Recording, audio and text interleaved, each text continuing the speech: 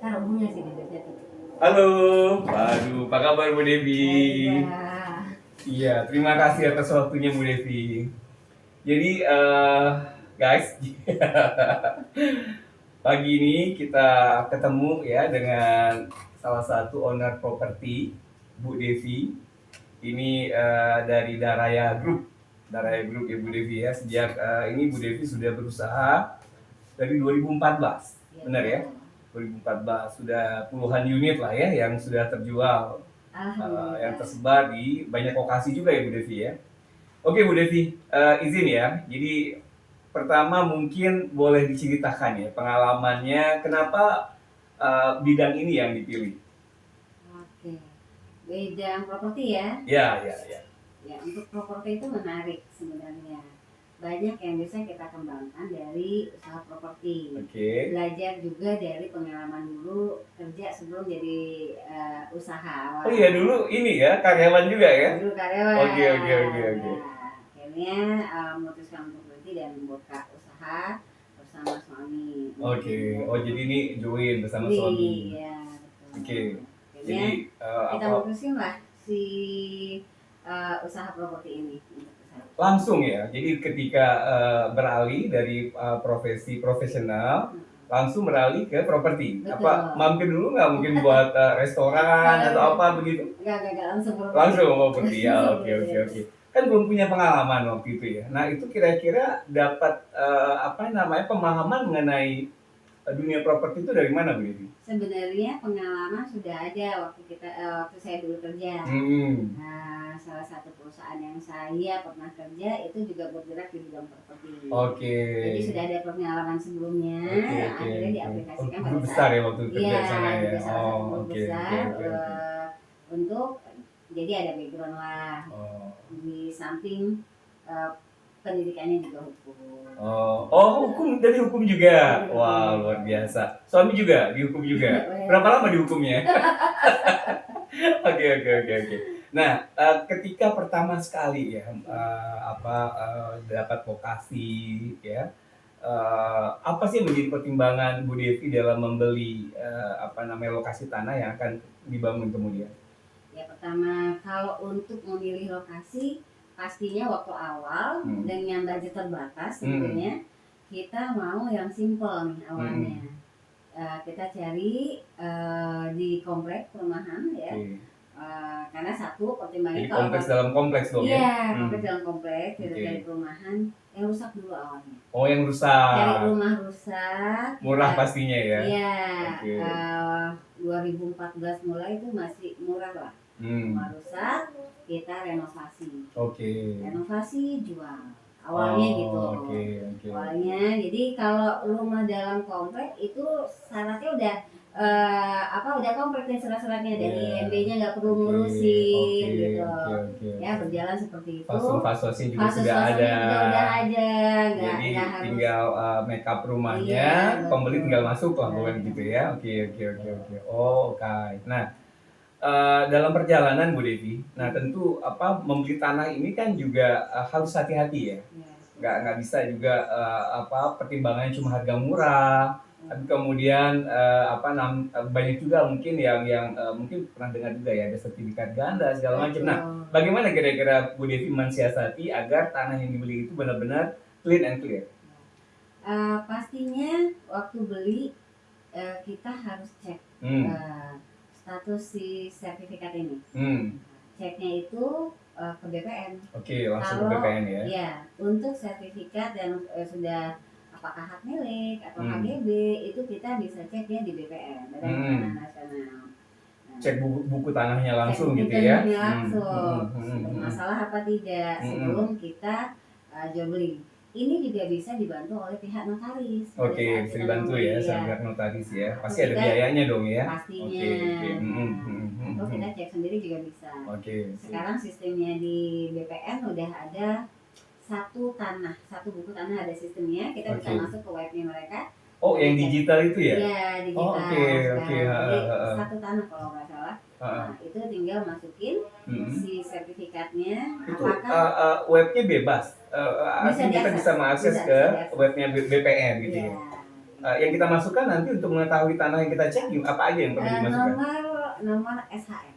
Oh, nomor sertifikat miliknya. Sama kita bisa cek misalnya masukin alamat tanah. Alamat sih lokasi tanah yang mau kita beli. Oke. Itu kita bisa lakukan. Yang paling penting sekarang itu banyaknya sertifikat yang sudah lama. Oke. Nah, misalnya sertifikatnya terbitnya di tahun 1990-an gitu. Itu kan mungkin dulu itu di bawah namanya Departemen Dalam Negeri. Nah, ini yang harus pembaharuan kalau dalam pengecekan.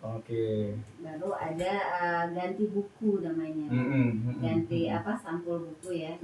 Supaya nanti ada terbitnya BPN, logonya BPN. Kalau dulu logonya Departemen Dalam Negeri. Kalau sertifikat sudah lama. Dan sekali lagi kalau sertifikat sudah lama itu perlu pemetaan ulang karena sekarang udah pakai satelit. Pengukuran ulang juga ya. Nanti datang ya. Nah, itu kita bisa daftar ke BPN. Salah satu ceknya itu. Jadi lebih aman emang untuk si pembeli itu belinya yang sertifikat. Sertifikat hak milik atau HGB. Oke. Nah, tadi yang lama-lama yang masih di bawah under Departemen Dalam Negeri tapi haknya kan nggak berubah ya? Nggak berubah. Cuma harus diukur ulang aja, pemetaan ulang. Nanti buku sertifikatnya muncul yang baru? Enggak. Dia cuma nanti dikasih lampiran. Kenapa ada pemetaan ulang? Kan banyak sekali pemekaran wilayah. Oke. Yang mungkin perubahan daerahnya sudah bukan lagi termasuk kabupaten ini gitu ya. Khususnya kalau misalnya dulu kayak perbatasan Tangerang Selatan dan Jakarta Selatan. Ujungnya itu kan beda sama-sama selatan gitu, tapi beda provinsi ya. Oke Bu Devi. Nah, kebanyakan tanah yang dibeli itu status yang Ibu prioritaskan itu apa? Pastinya saya prioritas yang sudah sertifikat. Yang sudah sertifikat ya. Kenapa? Jaminan hukumnya lebih jelas dibanding kita harus beli yang belum sertifikat. Misalnya banyak tanah yang masih tanah adat, sifatnya giri, letter C gitu ya. Letter C. Nah, hal-hal ini belum tercantum kalau yang belum sertifikat itu belum ada di BPN. Sehingga ceknya cuma sampai tahap kelurahan. Resikonya tinggi. Bisa jadi misalnya di kelurahannya ada double, nggak ada yang tahu. Nah, bisa jadi di sini sudah berbeda. Petugasnya sudah berbeda. Di sini yang paling banyak permasalahan tanah di Indonesia pada umumnya karena masih banyak tanah adat yang letter C tadi belum sertifikat. Nah, nanti akan terjadi double kepemilikan. Ini harus itu yang bahaya banget gitu ya, kasihan buat Bu Devi sama pembelinya juga nanti bisa panjang urusannya ya. Nah, pernah nggak beli yang bentuknya masih girik atau letter C tadi? Pastinya kan lebih murah kan ya? Betul. Pernah. Dan pernah bermasalah juga akhirnya. Oh ya? Itu gimana tuh masalahnya tuh? Nggak apa-apa. Pernah pengalaman seperti itu. Tadi bisa pernah beli tanah giri, ceknya di kelurahan, satu kelurahan, itu semuanya. Mereka punya apa sih di kelurahan itu untuk ngecek data pencatatan? Mereka punya juga semacam buku tanah di BPN. Mereka punya catatan. Kita cek, iya benar. Rapi nggak sih pencatatannya itu? Ya, kalau dibilang rapi ya ada lah catatannya ya. Tapi kita nggak tahu apakah itu keupdate atau apa. Karena tadi udah berganti pejabat segala macam, ya kan. Nah, dan ini kan namanya tanah. Masanya bukan masa pendek, masa panjang. Jadi kan memang harus diurut. Nah, saat itu saya udah ngikutin prosesnya sampai kita udah cek ke kelurahan paling tingginya sama notaris. Nah, sekali lagi untuk tanah-tanah yang girik ini ya banyak mafia tanahnya. Tanahnya sehingga saya pun sempat kena ketipu. Jadi walaupun sudah ngikuti program tetap adalah kita ketipu. Sudah bangun akhirnya kita bermasalah dengan hukum. Nah dari situ saya tetapkan kita tidak akan beli lagi yang capek ya. Udah rugi waktu, rugi biaya juga, rugi tenaga, ruginya banyak. Ruginya. Nah, by the way, kalau proses peningkatan status ya dari GIRIK gitu untuk kita sertifikatkan berapa lama sih sebenarnya? Prosesnya lama. Lama ya? Lama. Okay. Tapi pemerintah ada program namanya Prona. Betul. Prona. Okay. Nah, itu lewat kelurahan, semua berkas disiapkan. Kita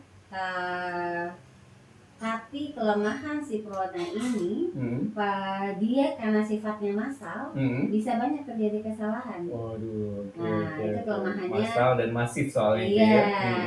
Karena kan semuanya diburu, prosesnya semua serba cepat dan ada sinetron stripping gitu ya. Stripping, betul. kejar waktu ya. Iya. Oke, Bu Devi. Nah, by the way, mungkin saya bawa info juga nih ke Bu Devi. Jadi dalam kan kita biasanya kalau untuk pertanahan itu pakainya undang-undang pokok agraria ya, yang masih tahun 1960. Nah kemudian kan memang ada beberapa kali dan perubahan terakhir itu yang ada di Omnibus Law, Bu Devi. Jadi ada yang namanya kepemilikan horizontal. Udah pernah dengar nggak, Bu Devi? Belum ya. Nah jadi sekarang dimungkinkan tanah yang kita miliki itu nanti akan berbeda kepemilikannya dengan bangunan yang ada di atasnya. Kalau dulu kan tanah yang kita miliki baik itu ke bawah maupun ke atas adalah hak kita satu pemilik. Nah kalau sekarang itu bisa berbeda, Bu Devi. Oh gitu. Jadi hak milik sudah ini uji materi apa segala macam? Nah itu mungkin yang kalau Omnibus Law-nya kan pernah memang dilakukan uji materi ya, dan MK menolak waktu itu dengan adanya perubahan. Tapi kemudian dalam perjalanannya juga sepertinya belum ada perubahan itu, tapi dari Presiden waktu itu buat perpres untuk memperkuat Omnibus Law itu. Oke Bu Devi, nah kembali nih ya sebagai konsumen, kira-kira apa sih yang harus kami cek gitu agar properti yang kami beli ini aman ke depannya? Oke, clue untuk para pembeli rumah yang pasti cek lembaga yang jual. Ya kalau emang belilah yang mereka punya track record yang baik. Oke, jadi dari pengembangnya ya. Jangan malu atau jangan merasa itu direpotkan untuk mencari tahu. Betul. Gitu ya. Ini banyak cari tahu dulu checkingnya lah ya dilakukan.